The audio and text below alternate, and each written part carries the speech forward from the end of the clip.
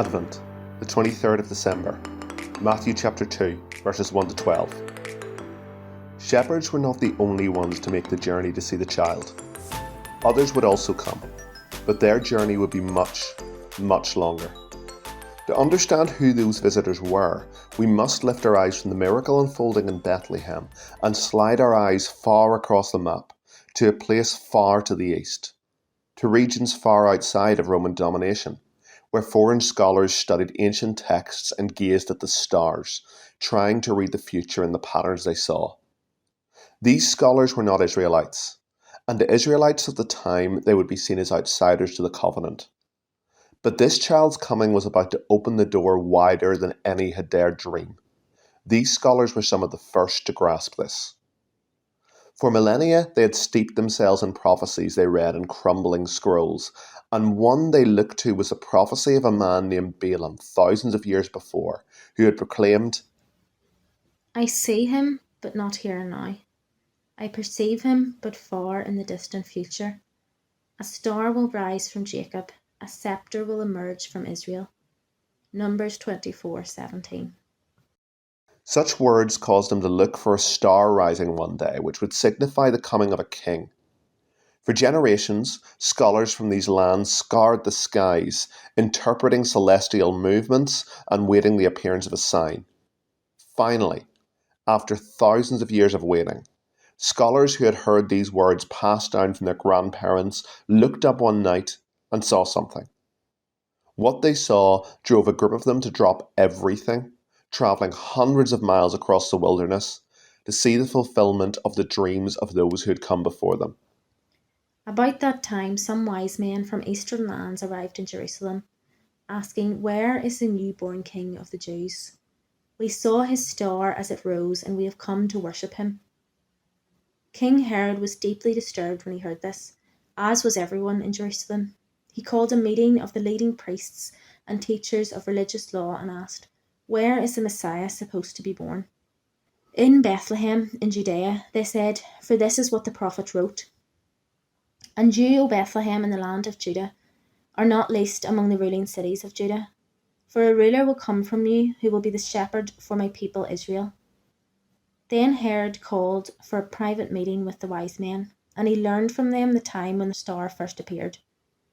Then he told them, Go to Bethlehem and search carefully for the child, and when you find him, come back and tell me, so that I can go and worship him too. Matthew 2:1-8. Heading at first to Jerusalem and the palace, the place where they assumed such a king would be born, they unwittingly put their hand in a hornet's nest, throwing the political order of the time into utter uproar.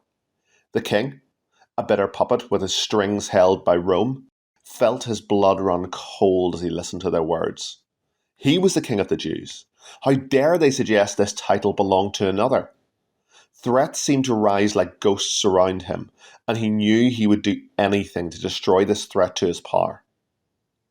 Such a reaction was nothing new.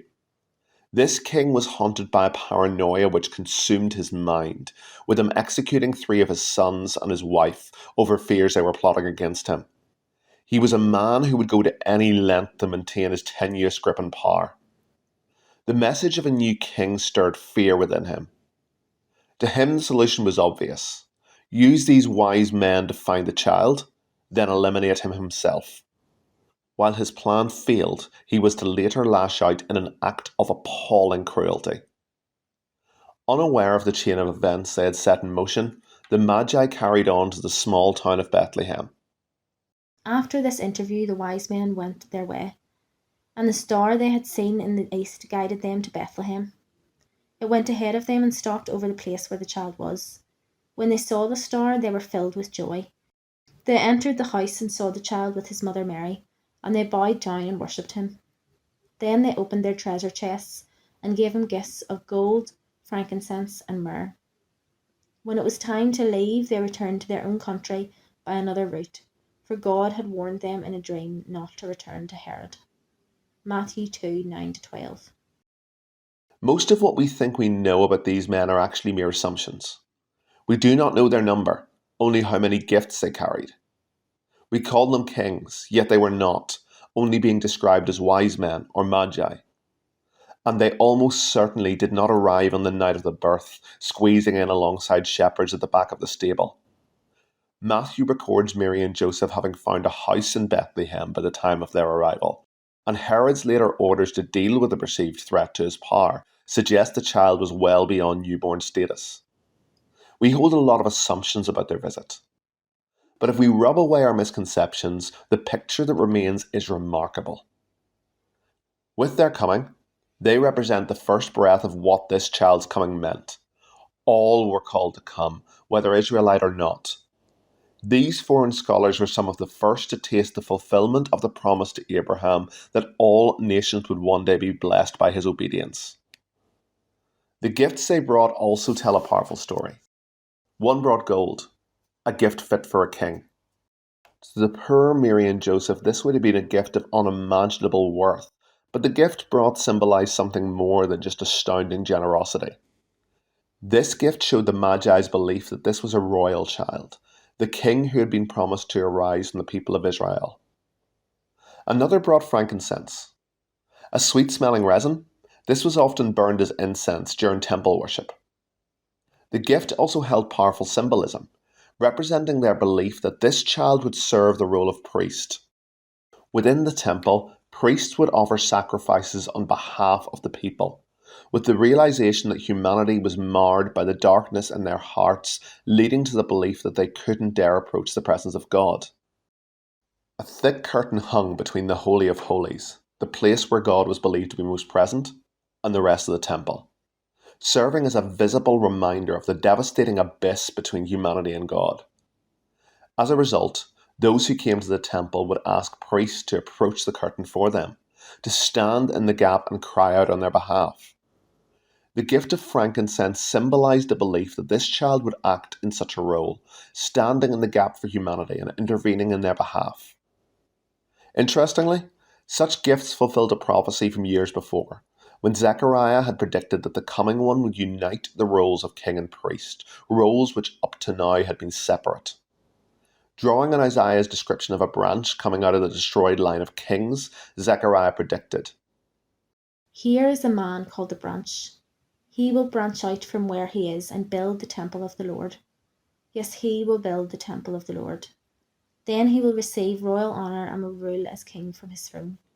He will also serve as priest from his throne, and there will be perfect harmony between his two roles." Zechariah 6:12-13. These two gifts represented the Magi's belief that this figure had come. The final gift was the most shocking: myrrh. While sometimes used as a potent perfume, its more common use made it a startling gift to give a child.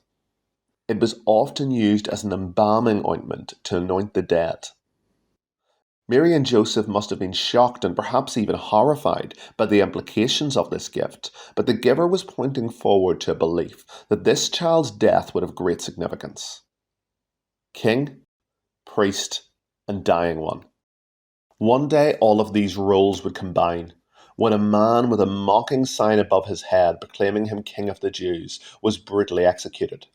As he gasped his last words of "it is finished," several miles away the curtain separating God and humanity was suddenly ripped in two, from top to bottom.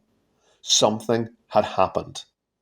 By this king's death, the role of the priest had been fulfilled. The wall between God and humanity had been torn down forevermore. The hearts of all who looked to him would be healed. It is worth remembering what was to happen next. The paranoid King Herod, enraged at being outwitted and fearful of his throne being usurped, ordered a massacre in the small town of Bethlehem, ordering all boys under the age of 2 to be slaughtered. Warned in a dream, Mary and Joseph fled, cradling their child, narrowly escaping from the clutches of one who would destroy them. They fled to Egypt, a land unknown to them where their ancestors had once been slaves. God had become a refugee. In our own days, the entire world seems to roil in turmoil, with entire people groups fleeing the horrors of war and persecution. It would be wise to reflect on our own attitudes to desperate refugees.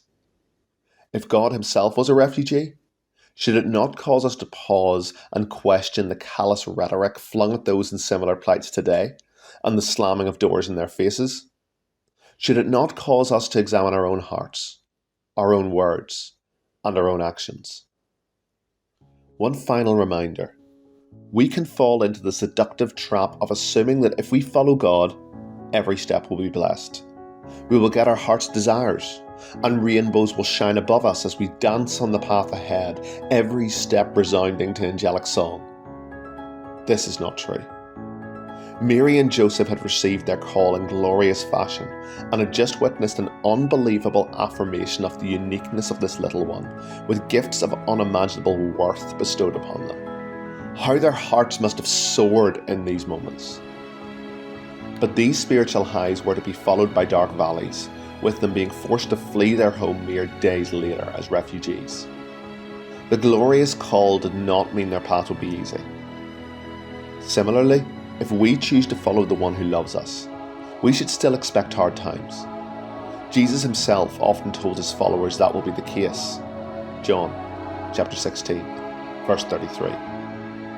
Our lives will not be easy. Our lives will matter, however, and we will never, ever be alone. As Mary and Joseph fled death, they carried the Saviour. As we walk the roads of sunny green pastures and dark valleys of the very shadow of death, the Saviour offers to carry us.